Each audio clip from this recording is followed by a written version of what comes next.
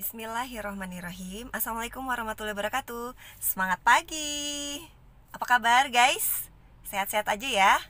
Semoga kita semua selalu dalam lindungan Allah Subhanahu wa taala. Amin ya rabbal alamin. Oke, hari ini Ibu mau sedikit ngobrol-ngobrol ya, sharing tentang yang ringan-ringan aja untuk pengingat memotivasi kita semua ya. Seperti yang kalian ketahui, beberapa waktu yang lalu mungkin ada kakak kalian yang sudah masuk kuliah, diterima di perguruan tinggi favorit. Selamat ya, Ibu ucapkan. Dan bagi yang belum, gak apa-apa, mungkin ada rencana Allah yang terbaik di balik itu semua. Yang penting kalian tetap semangat untuk mengejar cita-cita kalian. Tidak apa-apa kita berhenti sejenak untuk lari lebih kencang lagi ya. Ibu pengen sharing sedikit ya mengenai pengalaman mungkin kakak-kakak kelas kalian ataupun dari sekolah lain, bagaimana mereka bisa mendapatkan yang pertama jalur undangan ya, SNMPTN, yang kedua dengan ujian bersama yaitu SBMPTN di sekolah tinggi favorit. Sedikit sharing ya dari Ibu. Jadi dulu waktu Ibu mengawas UN di suatu sekolah ya, sekolah itu sekolah swasta, sekolah seperti pesantren tapi modern ya. Di sana anak-anaknya itu terkenal dengan anak-anak borju ya, kaya gitu. Bisa kita bayangkan kalau anak-anak yang kaya itu biasanya gimana? Mungkin seenaknya, suka-suka gue gitu kan. Tapi ketika Ibu berada di sana, ternyata mereka itu beda dengan yang Ibu bayangin ya. Yang di bayangan kita kan kalau anak-anak kaya itu kan sombong, udah kaya, ganteng, pintar-pintar lagi ya, pasti ada kesombongan gitu ya, mungkin ego seperti itu. Tapi ternyata ya banyak sekali yang bisa kita ambil hikmah dari sana. Contohnya begini, ketika kami sedang mulai, Ibu kan sebagai pengawas di sana ya, orang luar, bukan dari guru mereka.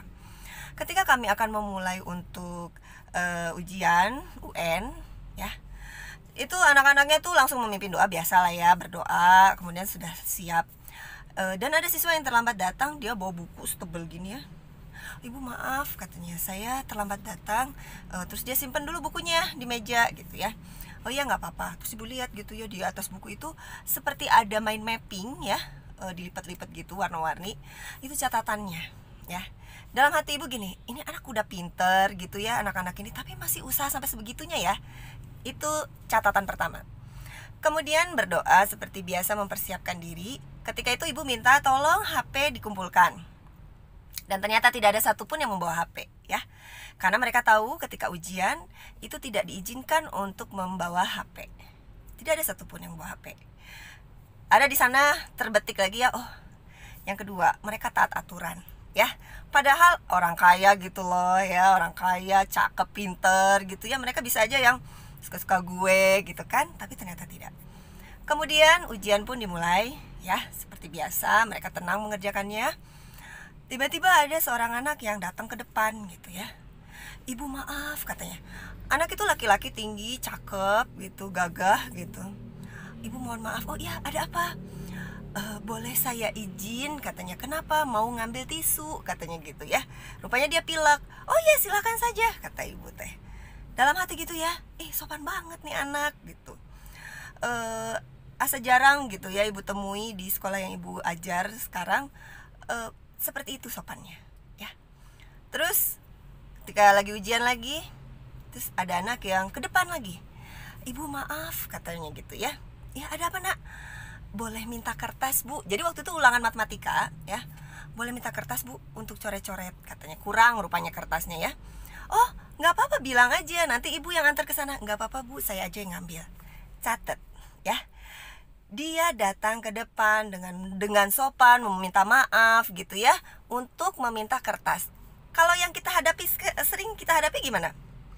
Bu, kertasnya kurang Bu. Ya gitu ya. Di mana? Sini Bu. Gitu. Duduk aja cuek gitu ya. Udah dikasih, udah weh. Tanpa kata-kata terima kasih Bu atau apapun. Anak ini begitu dia kurang kertas, dia ke depan gitu ya, terus minta maaf. Sudah dapat kertasnya, makasih Bu. Duduk kembali ya. Catat itu. Ternyata Ibu ngobrol tuh dengan bapak yang operatornya kan memang orang sekolah situ ya. Pak, kalau di sini kira-kira yang diterima di perguruan tinggi negeri undangan ada berapa orang? Oh, di sini mah Bu, karena kita sekolah swasta, kita nggak ada tuh undangan ke perguruan tinggi katanya. Jadi nggak dapat undangan mereka. Oh gitu, iya. Tapi Bu, alhamdulillah mereka ikut SBMPTN. Jadi ujian bersama. 99% siswanya alhamdulillah diterima di perguruan tinggi negeri favorit dan dalam dan luar negeri ya. Dalam dan luar negeri 99%. Keren banget gak tuh ya. Ternyata ibu pikir, oh itu nilai plusnya mereka ya. Kenapa mereka bisa seperti itu? Gak hanya pintar aja gak cukup ya. Sopan, etika, attitude. Ketika orang sopan kepada kita apakah, oh ya bagus lah dia sopan sama gue gitu. Enggak gitu kan. Tapi kita jadi bales lebih sopan lagi kan. Ketika siswa memperlakukan gurunya dengan baik, guru itu ibarat orang tua loh. Doanya itu salah satu yang insya Allah diijabah oleh Allah ya. Ketika mereka baik seperti itu, kira-kira gurunya ngedoain gak? Iya ya. Budak tem nih bager-bager pisan, udah mah pinter, cantik gitu ya, ganteng, baik lagi sopan ya. Semoga diterima di perguruan tinggi yang terbaik, semoga cita-citanya dimudahkan, semoga akhirnya doa baik-baik itu kan keluar di dalam hati gurunya ya. Itu salah satu faktor X ya. Kalau dilihat pinter mah kita juga banyak yang pinter ya. Tapi kenapa mereka begitu banyak bisa lulus seperti itu? Ternyata attitude salah satunya ya. Selain ada anak yang ngantuk gitu ya, dia ibu samperin, kenapa kamu? Bu maaf boleh tidur sebentar, saya udah selesai mengerjakannya. Kenapa? Saya ngantuk banget. Rupanya dia semalaman bangun untuk tahajud. Habis itu gak tidur lagi belajar ya. Ya silakan kata ibu gitu. Ternyata ibadahnya juga ya.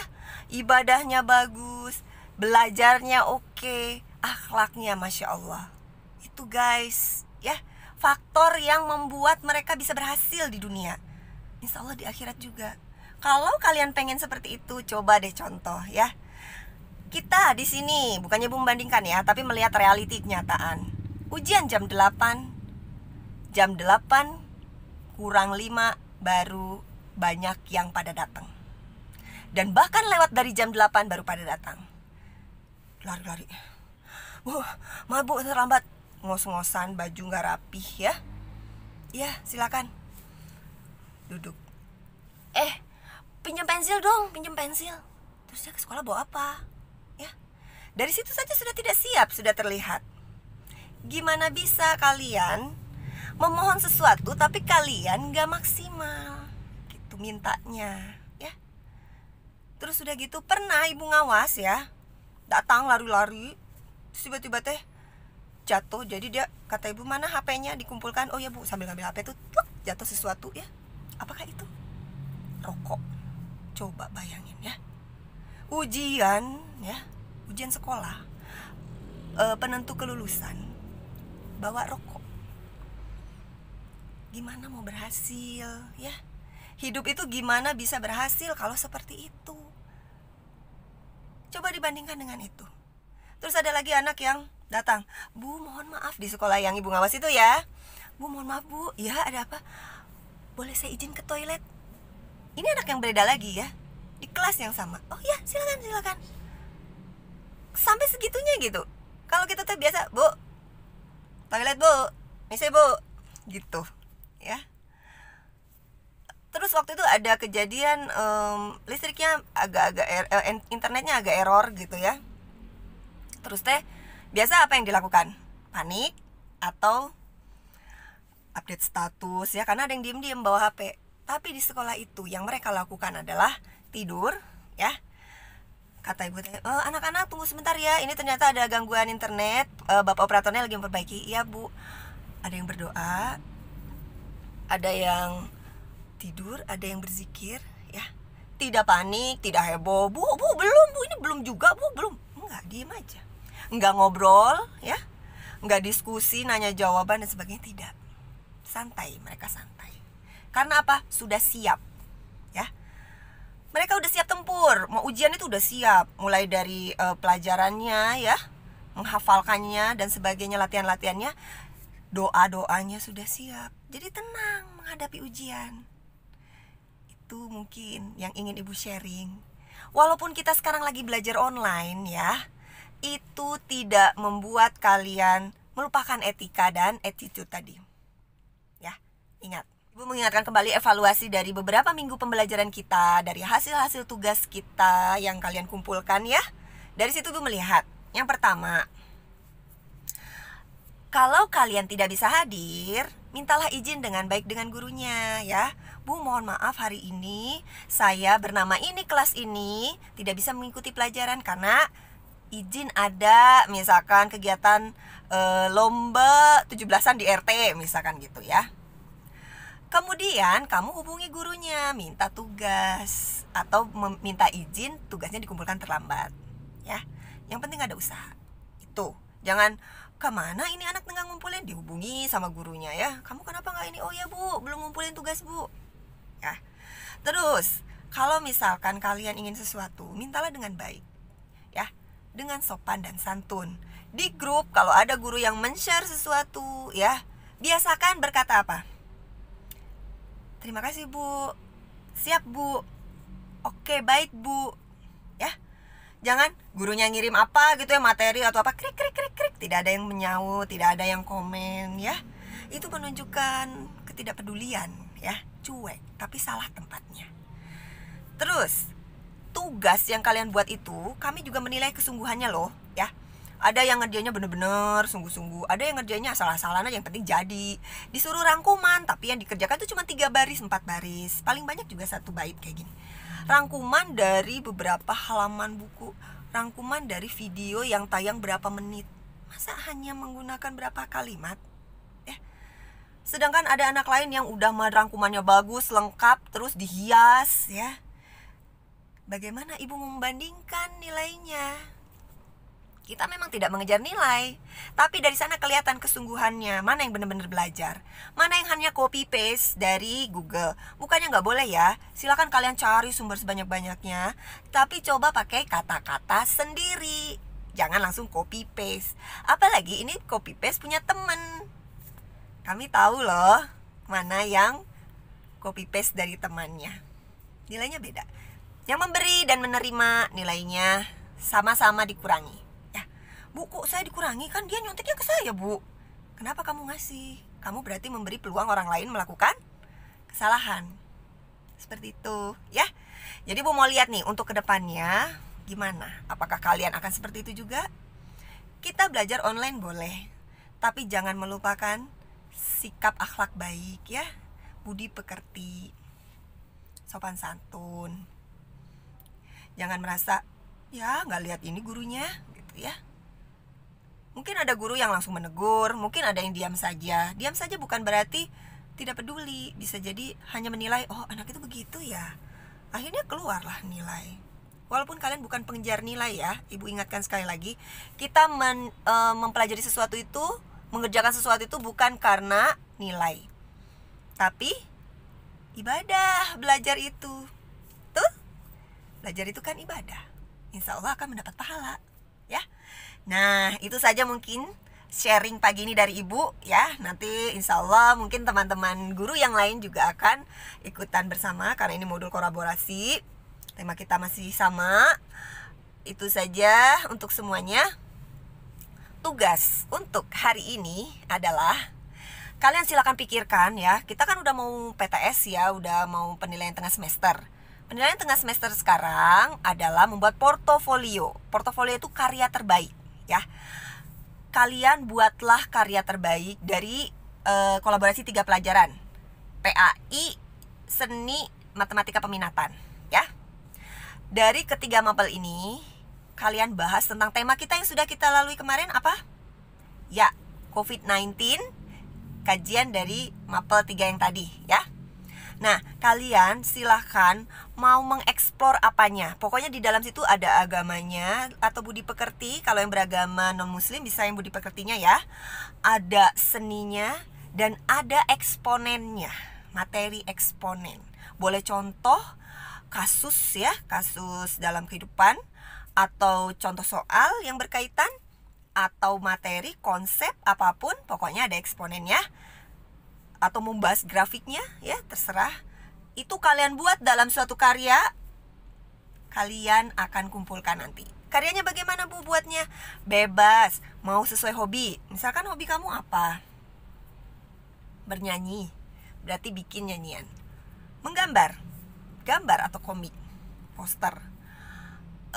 Hobi saya Bu berdakwah, buatlah pidato yang isinya tentang 3 hal tadi. Atau hobinya apa? Banyak sekali kan hobi kalian ya. Ibu bebaskan, mau hobi boleh ya, atau mau medsos yang kalian sukai. Contohnya Instagram, berarti uploadnya di Instagram. TikTok, berarti kalian buat TikTok.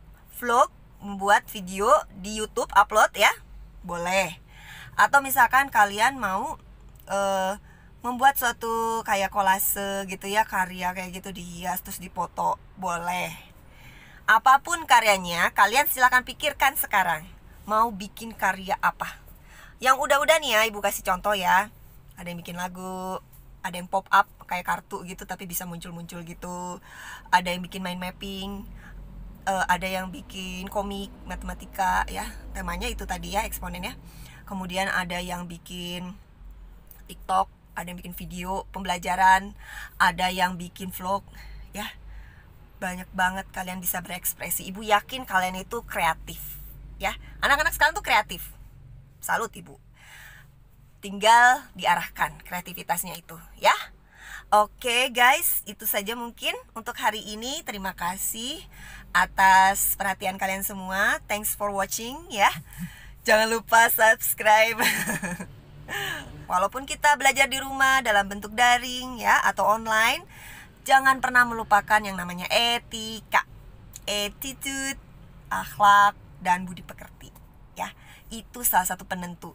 Ibu doakan semoga kalian semua banyak yang mendapat undangan untuk ke perguruan tinggi yang favorit, banyak yang lulus SBMPTN nanti ya, ujian untuk masuk ke perguruan tinggi yang terbaik, ataupun dengan biaya sendiri semoga dimudahkan rezekinya juga mencapai cita-cita yang kalian inginkan ya. Apapun itu masa depan kalian ada di tangan kalian. Takdir yang bisa kalian ubah salah satunya itu. Oke? Terima kasih semuanya. Assalamualaikum warahmatullahi wabarakatuh.